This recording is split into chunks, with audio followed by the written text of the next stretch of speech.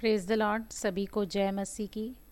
आप सभी का मैं स्वागत करती हूँ और एक बार फिर से आप सभी का मैं शुक्र अदा करती हूँ कि आप में से बहुत सारे लोग ये छोटे छोटे वीडियोस बहुत पसंद कर रहे हैं और बहुत कमेंट्स और बहुत सारे आपके रिगार्ड्स आ रहे हैं। Thank you so much. सारी महिमा प्रभु को मिले और आप सभी का ही सहयोग है, कॉपरेशन है जो आप हैं, इसलिए मैं ये कर रही हूँ, क्योंकि सुनने वाले हैं इसलिए मैं ये कर पा रही हूँ। Thank you so much. अगर जे अभी भी आप में से किसी ने सब्सक्राइब नहीं किया है तो आप सब्सक्राइब करें और बेल आइकन के बटन को आप दबाएं, ताकि जैसे ही मेरा नया वीडियो और एक नया रिवलेशन आए तो सीधा आप तक पहुंच जाए। हालेलुया। तो आज के मनन के लिए हम निकालेंगे मरकुस 11 का 12 और यहाँ पर हम ये समझने की कोशिश करेंगे कि जो फल रहित अंजीर का पेड़ था उसको प्रभु यीशु मसीह ने कर्स क्यों किया। प्रभु यीशु मसीह जो कि प्रेम के खुदा हैं, जो तो वैसे तो जिससे भी मिलते थे उसके कर्स को रिवर्स करके आशीषों में बदल देते हैं, लेकिन यहाँ पर ऐसा क्या हो रहा है, ऐसे क्या चीज़ हो रही है जिसके कारण प्रभु यीशु मसीह को इस पेड़ को कर्स करना पड़ा, इनफैक्ट श्राप देना पड़ा। तो हमें इसके संदर्भ को समझना होगा। हालेलुया। क्योंकि बहुत सारी चीज़ों में हम देखें तो प्रभु यीशु मसीह दयालु है, कृपालु है, अनुग्रहकारी है, इसमें कोई संदेह नहीं है। बट कुछ कुछ जगहों पर हम एक कंट्रास्ट देखते हैं, एक विपरीत रिएक्शन देखते हैं प्रभु यीशु मसीह का। इसका मतलब ये है कि संपूर्ण मानव होने के कारण कुछ ऐसी बातें थी जो प्रभु यीशु मसीह को बिल्कुल फूटी आंख नहीं भाती थी, जैसे मंदिर में व्यापार, बहुत सारी बातें हम देखते हैं। शास्त्री फरीसियों के इस दोगलेपंथी पर जब गुस्सा करते थे, ऐसे ही कुछ बातें हैं जो प्रभु यीशु मसीह को काफ़ी हर्ट करती थी और प्रभु यीशु मसीह उन चीज़ों पर गुस्सा करते थे। हालेलुया। बट ऑब्वियसली प्रभु यीशु मसीह के अंदर संयम था और उसे पता था कहाँ पर गुस्सा करना है और कहाँ पर नहीं करना है।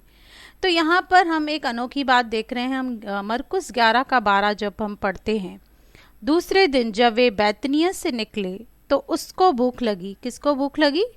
प्रभु यीशु मसीह को, क्योंकि वो संपूर्ण परमेश्वर था और संपूर्ण मानव भी था जब इस पृथ्वी पर था, इसलिए उसको भूख लगी। वह दूर से अंजीर का एक हरा पेड़ देखकर निकट गया कि क्या जाने उसमें कुछ पाए। दूर से एक पेड़ दिखा, बहुत ही हरा भरा। प्रभु यीशु मसीह को उसमें से उम्मीद थी कि ये पेड़ बहुत घना है, हरा भरा है, तो शायद इसमें कुछ फ्रूट्स होंगे, कुछ फल होंगे जो मुझे खाने के लिए काम आएंगे। पर पत्तों को छोड़ कुछ न पाया, क्योंकि फल का समय न था। हालांकि यहाँ पर क्लियरली लिखा है कि उस समय फल का समय नहीं था, फिर भी प्रभु यीशु मसीह की एक्सपेक्टेशन थी, ये उम्मीद थी कि शायद मुझे इस पेड़ से कुछ मिल जाए। हालेलुया।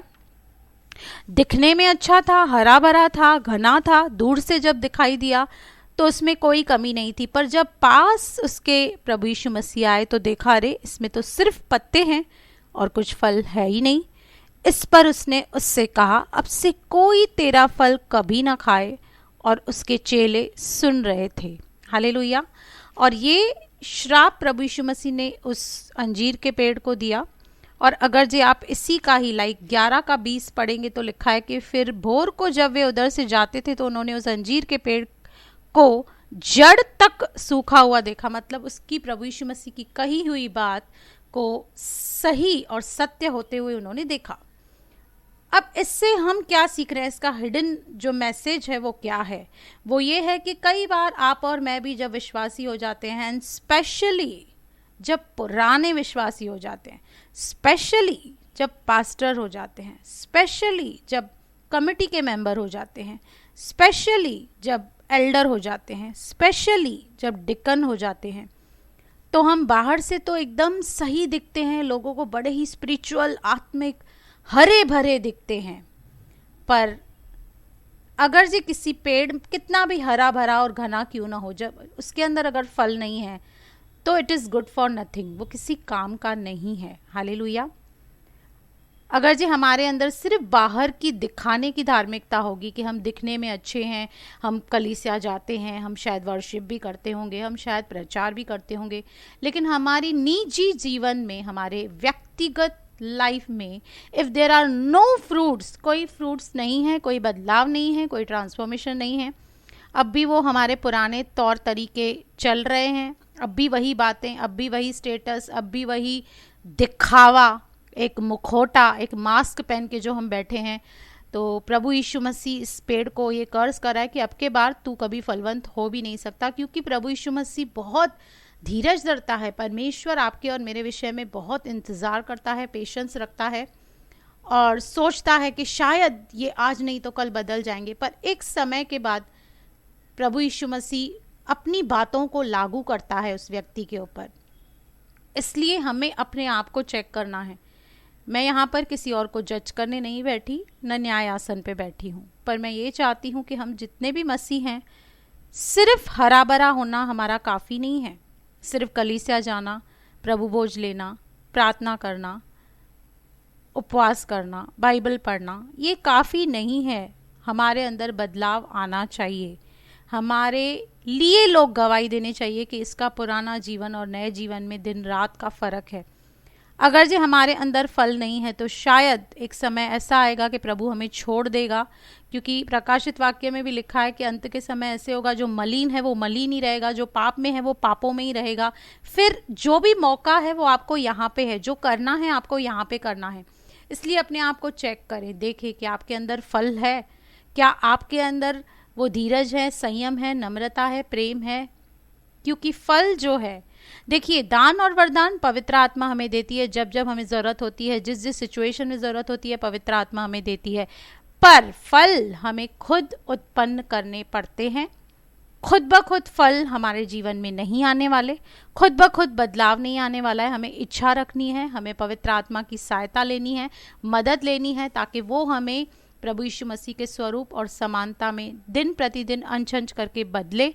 अगर जी हम मसीह में आकर नहीं बदले तो आई एम सॉरी टू से आप कहीं भी बदल नहीं सकते। हालेलुया।